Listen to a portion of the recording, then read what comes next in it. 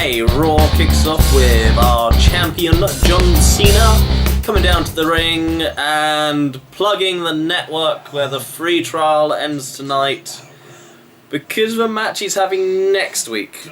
That's why you should get a free trial tonight. Anyway, enough of this, and then Roman Reigns comes down and we get a taste of Reigns' promo skills, which literally amounts to "shut up," which he kind of missed the mic. Well, he sort of like get to the point, but he kind of didn't get the mic up there. Cena's like, "Excuse me?" He's like, "You heard." And a little bit of an argument, and then we get Dean Ambrose. These are your three top baby faces at the moment. And Dean Ambrose is saying, "Stop arguing, you two. It doesn't matter which one of you is the prettiest girl at the dance. Because we're not going to be dancing tonight, we're going to be fighting. And it is Operation Screw the Authority." And then the Demon Kane, because he can't just be called Kane anymore, appears. And then Seth attack, and then Randy Orton, fashionably later, comes afterwards. And for a while, they are just beating up Ambrose, banging him off objects, beating him down, punching him, kicking him, punting him, ripping his shirt off. And he's laying on the floor and he's like, "That's all you got?" Probably not the best thing to say in that situation, because he gets beaten down some more. Seth hits a curb stomp onto like a wooden box from another wooden box, and that eventually puts Ambrose out. So it looks like it's pretty much going to be a handicap match tonight. And you know, with how long this beatdown went on, surely Cena and Roman Reigns could have like gone there, just helped him out. Especially because it didn't even like cut back to them at any point looking concerned. Didn't show them sort of like going. Maybe they like would run to the back but then not make it in time. Nothing, they're just like, "Oh, there goes Ambrose. See you later." Yeesh. Bye. And our first match is Sheamus Fella versus The Miz. And I like The Miz. I know that's a strange thing to say, but it is against Sheamus. But The Miz just suits this character. It works for him so well, and it just suits him 100%. This is what he should be doing. As he asks for his face to get put up on the Titatron to look over them like an effigy of just snobby, stuck up his arseness. Staring for the whole match, just his face. In fairness, I think that's more something that Bo Dallas should do. Just have his inspirational face there. And The Miz actually manages to roll up and get a win, pinning Sheamus. Let's give him a little bit of momentum going into this Battle Royale, so I think he is one of the more potential people to be winning that title. Let's face it, at the moment it's not exactly a high crop of people in there to win this title, so I'll have to make my guess on the actual night itself. We're in the back, and Kane, Seth, and Randy Orton are acting like buddies. Ha ha ha! Did you see his face get beaten up? Oh.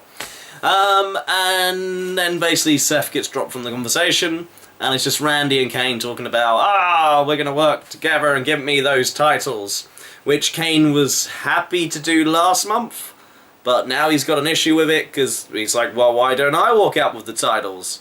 And I've got your back as long as you got mine, so there's a bit of friction between them. So I don't get it. Why is Kane, like last month he was so obedient and now he's not? That doesn't make any sense. They didn't even really show him like having any qualm, any issue with making Randy Orton the one trying to climb up that ladder. And then we got Triple H telling them both, basically, "I trust you, that's why you trust each other."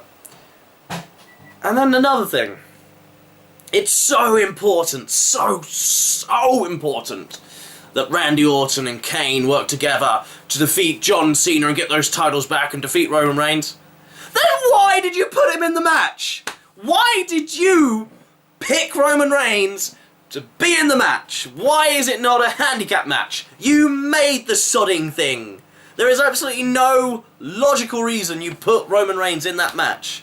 You could have had Roman Reigns in a 10-on-1 Vicious Animals versus Reigns match, and then just had John Cena versus Kane and Orton.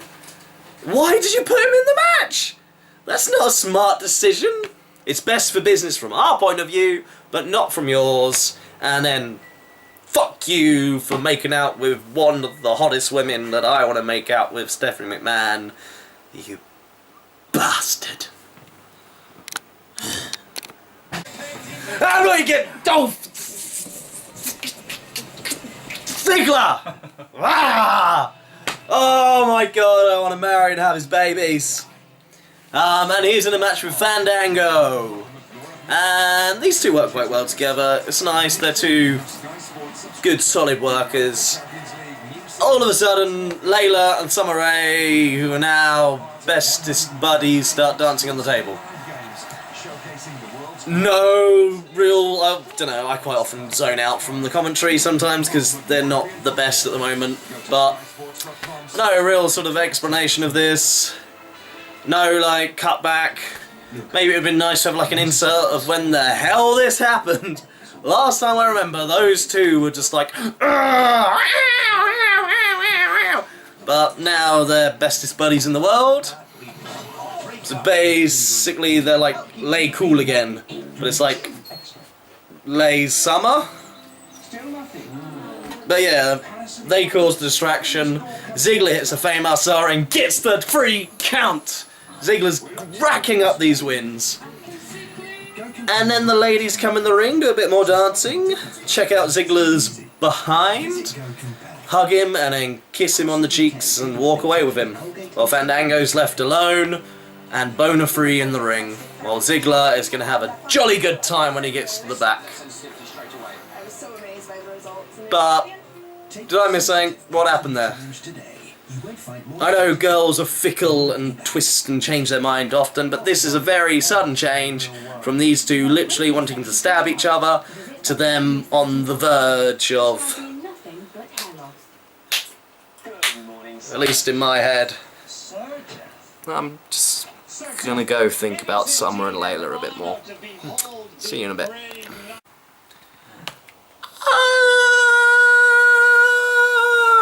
What did I just see? Poor Damien Sandow. At this point, it might be kinder to fire him, honestly. And it's he's now replaced Santino in these advertising segments, which I'm pretty sure is probably going to be part of WWE's way of making up for the losses of the network, is by actually having proper WWE stars doing adverts. And it's Sonic, which is some sort of fast food chain on roller skates. And they have a waitress come in with a Sonic, and then Damien takes the hot dog and is about to eat it. I'm pretty sure there was a couple more on the table.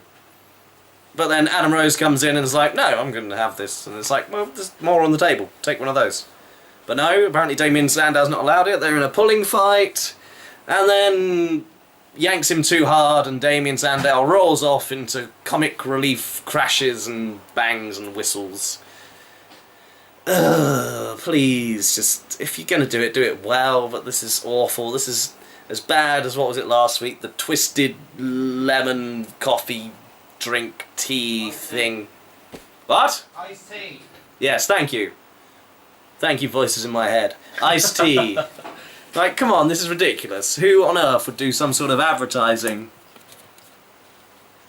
while they're, like, on a camera? Like, why would product placement be on a camera? Come on, why? Right, that. Can't figure out this viewfinder. Which way? Is that the right way? That's that, there we, yeah. Yeah, that's a bit of a sloppy way to do my point, but you get it. And also, get yourself a refreshing drink. Now my camera's focus is gone. Okay, we didn't actually get the Usos versus the Wyatt. The Wyatts attack the Usos as they were coming down for their entrance. It's a really good matches these guys have, but it's seriously been like 3 months now these guys have been involved. Even when it was more about Bray and Cena, they were still involved together. So I'm kind of ready for this to end at Battleground, and I want the Wyatts to have those titles. The Usos, they've had a good run. but I think it's time for the Wyatts to have it, and frankly, you've got 2 other tag teams on the roster I can think of. Really, really don't want to see Rybaxel versus the Usos. Would be really interested in Stardust and Goldust versus the Wyatts. That's an interesting mix of characters there. Yeah, but this is just a beatdown, and then the Wyatts hit their sort of crucifix. They both hold them up by the arms. Powerbomb thing. It's a good move. And that's pretty much all they did. And then afterwards, they quickly showed a little promo that tonight they'll be... Woo! The limousine riding, jet flying, wheeling dealing, son of a gun, the nature boy, Ric Flair! Who they show a really big picture of his just like... O-face going on, which he's probably had in a lot of the back of a lot of limousines and aeroplanes. Yeah. But hopefully not around with his daughter around. Oh. Is Charlotte Flair hot? She looks a bit too much like her dad. And I'd probably find that more of a turn on. Well, if I told you 2 of the sort of gimmicks that work the most on this pay-per-view, this episode of Raw, were The Miz and Jack Swagger, you would think I'm lying, but no, they have managed to turn Jack Swagger, the wrestler injuring bastard, into a babyface. Literally nothing to do with Swagger himself. He could actually be removed from the situation and the cheers would happen. It's because of Zeb Coulter's amazing mic work, the situation, how well they have built up Rusev. He has been built up so well after a bit of a dodgy start at the Royal Rumble, but he is now such a phenomenal heel. Lana does her role so well. Rusev is a good in-ring guy. Swagger, give him his credit, can perform well in a ring. He's just dangerous. But they just tapped into what they do best, and that's Americans pandering to Americans. And of course, when you're pandering to them and you get them to chant along, "We the people," every single person in that arena says it. It's really good. They've done a really good job of turning him. Who knew they could? I'm not really feeling the dynamic here between Roman Reigns and John Cena. John Cena's treating this like it's the most serious situation that he couldn't be asked to go and help with in the world. That it's now going to be a handicap match. It's not like he's won multiple handicap matches the last couple of months against Bray Wyatt or anything. It's not like he's beaten Kane multiple times or anything. It's not like he's beaten Randy Orton multiple times or anything. It's not like he got a win over Seth Rollins like last week or anything. But regardless, Cena is treating this as the most dangerous situation he's ever been in, and Roman Reigns is just looking a bit bored. It's meant to be him intense, but frankly I just feel he looks bored and uninterested. And he also needs to speak up a bit when he's doing a promo. Like, Cena's at least putting some emotion in. And then, like, no, Roman Reigns is going to be this cool badass, but that can only get you so far. It's like... Dean Ambrose was specifically your partner. He helped you come into this. He was your brother, who you just happily walked away from. And don't seem to give a shit that he got beaten up. Not feeling this. This is not going too well. If this is the next guy, I think we have some issues. Alberto Real versus RVD, they have a match, Dario wins. And after...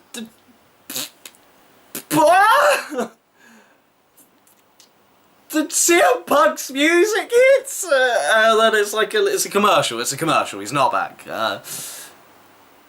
The man they have literally not even admitted exists since the day after the Royal Rumble. They just did a promo of a documentary they're putting on the network. Stop getting my goddamn hopes up!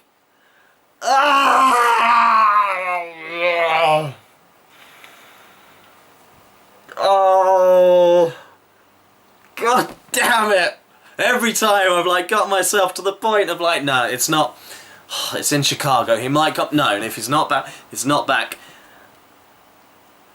And now they do this. They do this. A man that they're basically saying doesn't exist anymore. They're showing a pro-documentary thing on the network.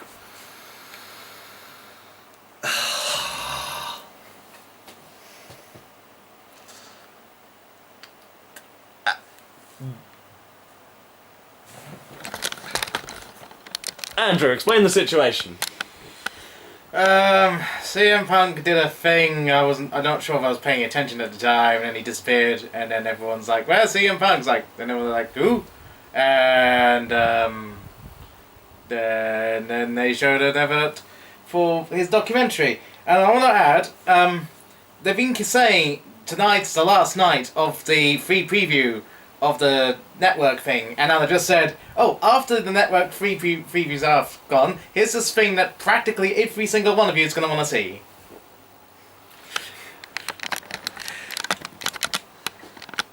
I think that fairly stuff and is the thing correctly. I did? Okay. That is a very smart move by WWE, who I've actually adjusted the depth of my camera. There we go. Just a little bit to the side. But yeah. So, getting our hopes up. A CM Punk documentary, network preview finishes. What does this mean? Nobody knows. Just stop playing with my heart. Why? Oh, Stephanie's now just trying to make Nikki Bella's life hell. Keeps putting her in handicap matches, and she loses. Cameron was in the match for a couple of seconds, so it was more of a singles match between Alicia and Nikki. That was the thing.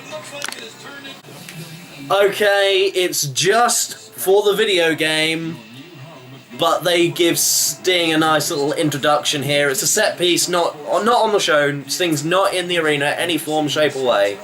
There's a really good little promo video. They've got orchestra playing. Of course, some mysterious figure walks across the walkway and the lights, and then they're playing. The music ramps up a bit, and they turn around. They've all got the dark makeup on, and then Sting just walks past and turns back. And this is actually a lot of WWE people's first ever viewing of Sting ever. Yeah. And this is a really exactly. This is a really good sort of impression, ominous, dark. What condition he's in? He was wrestling in TNA just under a year ago. So he's in ring shape, but is he in WWE ring shape? And I think he could come back for at least like 1 or 2 good matches. I think other than that, a long stint is not going to be good, but some 1 or 2 big box office matches for him will be a nice little send-off. But let's see what they figured out with their signing. But this is a good first impression of Sting. Let's see what they can carry on with. Apparently we've seeing a lot of things today, because I'm saying let's see a lot. Let's see. Let's see if I say let's see later on. Let's see. A little segment about Randy Orton being a little bitch, whining to Triple H about, oh, Kane wants my titles, not mine yet, and yeah, that ended. Then we get the amazing Stardust together. They've been doing this, they've not actually been wrestling lately, they've just been doing little backstage segments of the cosmic stars on the way. They're entertaining little segments, but I don't actually see them in matches because they are phenomenal workers. Let's get them a bit more show, a bit more importance, especially if they go the way I want and have the Wyatts versus Stardust, a very bizarre team versus an even bizarrer team. Well, despite the very weird premise for this match that Kofi Kingston got beat up a few weeks ago, so he's gone off and got his big brother Big E to fight his battles for him because he's unable to do it himself. This is actually a really solid match. These two are good athletes, lots of power moves between these two. I would like a rivalry! Give these two a storyline together, reasons to fight each other! It would be a good thing. Sorry, Kofi, I'm less interested in you. Big E versus Cesaro, I think it could be a good feud if you let it happen. There's nothing wrong with giving undercard people chances to have rivalries. That's how you build up new talent and stars.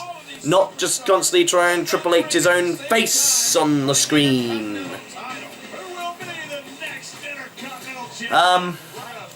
Heyman was missed tonight, but it was still a solid performance nonetheless. But I just love that man. He's been on pretty much most of the podcasts that are out there. Listen to him, he is such a good talker. Even on a podcast, he is truly entertaining. And he is truly a smart mind for the business and business in general. I want Heyman to be my daddy. Actually, he is.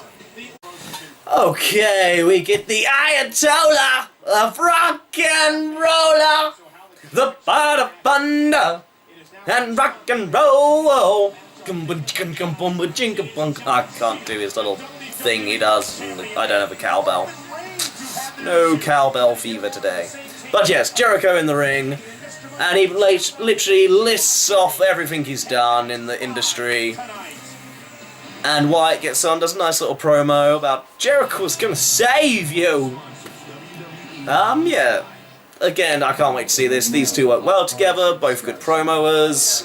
The crowd at 100% behind Jericho. This is a far, far removed from the Cena Wyatt. They were even chanting boring during the Wyatt's promo. I think this is just a very young crowd. Not that many smart marks in the crowd. But yeah, really good segment. Going to be a very interesting match on Sunday. See what these two can actually do in the ring together. It'll probably be good. Please, no. Music I don't recognise. And I saw Eva Marie's name on that screen. Oh no, she's not in a singles match. Oh no. Please, AJ, my shining hope in the dark.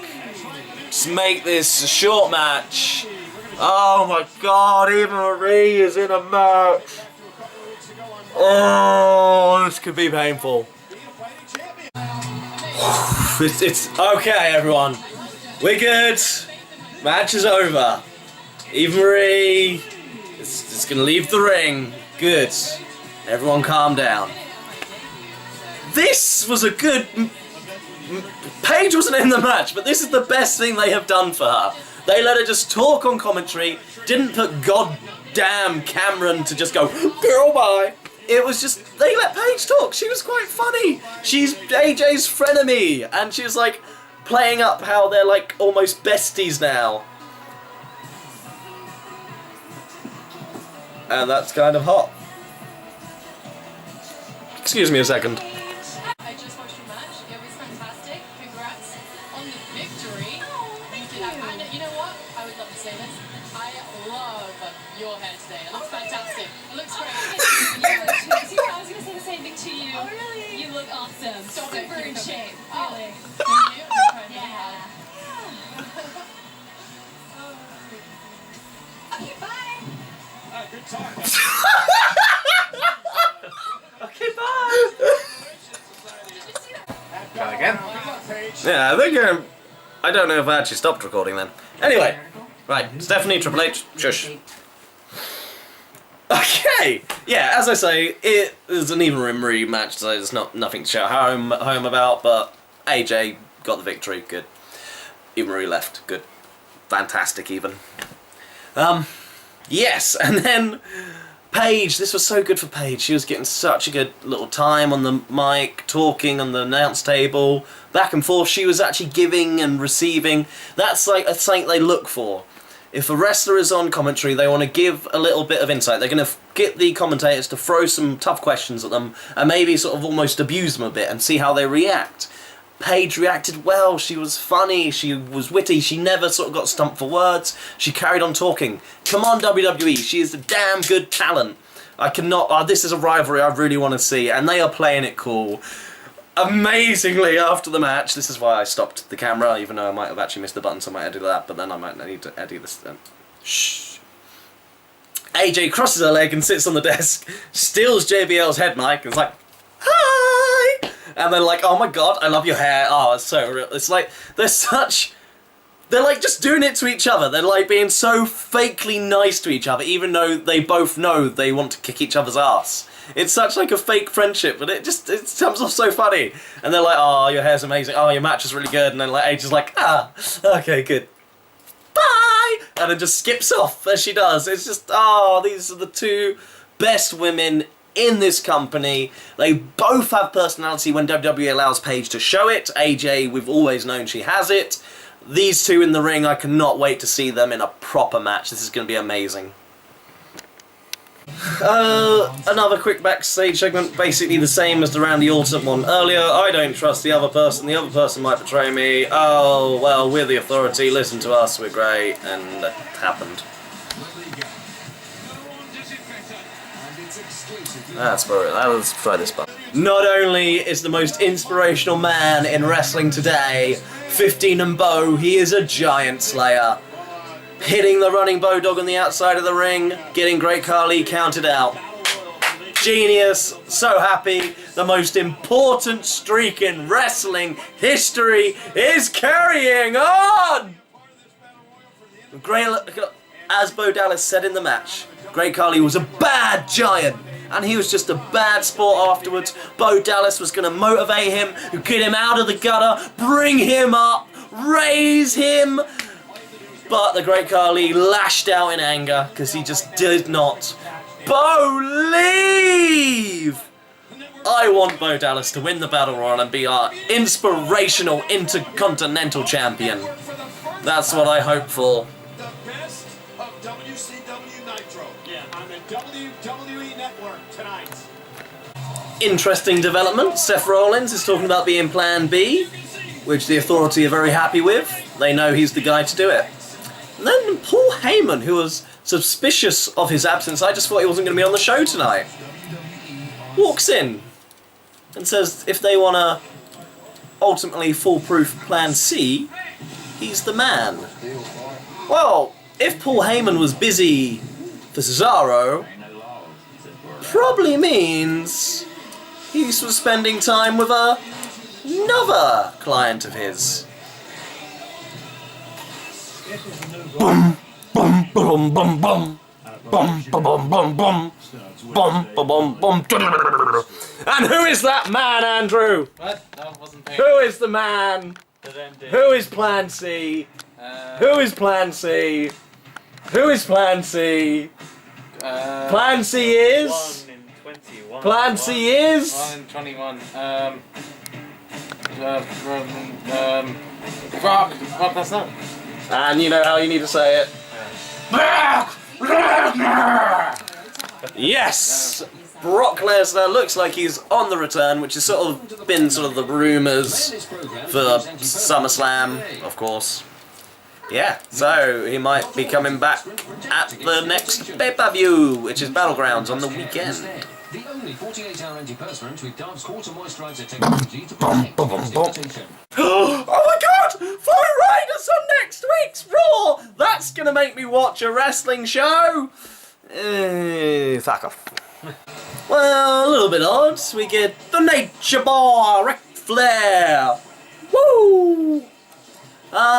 Hits on Renee? Of course he does. Does all your Ric Flair things you expect to hear. Then he's asked the question, who's going to win the Battle Royale?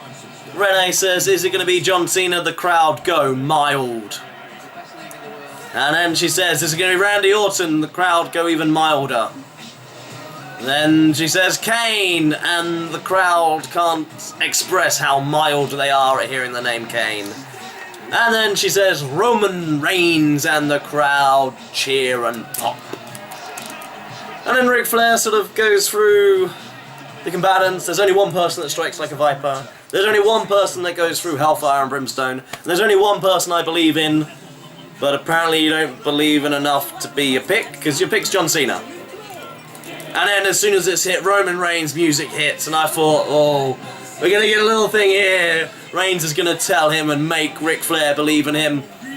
But no, Ric Flair like holds his hands, gives it a tap and walks off. It's not as bad as the last use of Ric Flair, but this is like, Triple H, buddy, my wives are just asking me for money and my drugs and alcohol I can't afford. Can I get a paycheck? It's like, yeah, sure you can. Yeah, it's not really worthwhile Ric Flair being there. But then he gives a little nod to Cena when he comes out. Cena gives him the belt, so now Ric Flair is a 17-time World Heavyweight Champion, and John Cena is now just a WWE Champion. Let's see if Ric Flair sells the belt for money. And our main event is a handicap. I really don't know why this really had to be a handicap match. I would have much preferred this to be a 3-on-3, and then at some point Dean Ambrose and Seth just brawled their way out of the picture, because near the end Seth got clotheslined out and hurt his knee, but that just kept him out of the fray, so I don't think it's a legit injury, so I think we're alright. Then that just leaves the 4 guys in the ring, and of course John Cena ducks and Randy Orton gets punched by Kane, and then a little bit after that Kane sidesteps Cena, Orton sidesteps Reigns, Cena gets the spear. The match has already been called out at this point because Kane and, well, Orton wouldn't tag in, they were just stomping away. So it just sets up that nobody's going to trust anyone, which is frankly the case anyway. Not the best go-home show to get you into it, but finishing on Roman Reigns is that's the thing. Nobody wants Cena, Orton or Kane to have the titles. Everyone wants Roman Reigns to have it, so finishing with him standing strong is what you want, because that's the hope you want to give people, but I can't see him taking it. All in all, fairly decent Raw, but I think we're going to ask someone's opinion of Raw. Okay, joining me at this time, let me introduce Eva Marie. Hi, I'm Eva Marie. That was Raw. Wrestling happened. I've been told to show my true personality, so here it is.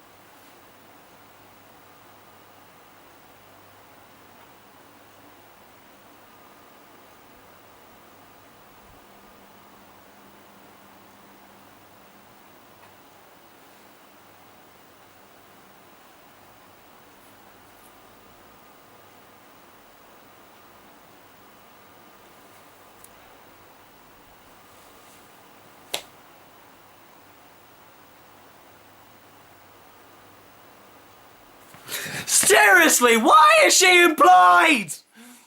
Why? There's just nothing.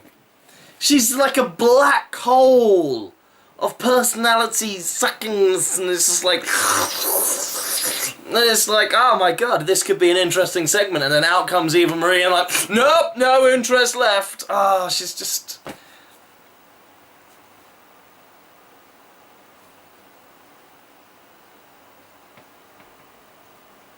Eva Marie, from the bottom of my heart, and not in any other connotations of these collection of words, but fuck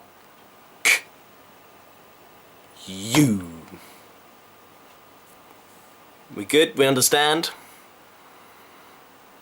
Okay, just to make sure, if you listen to this, like the millions of the people that watch this on YouTube, Eva Marie. 5.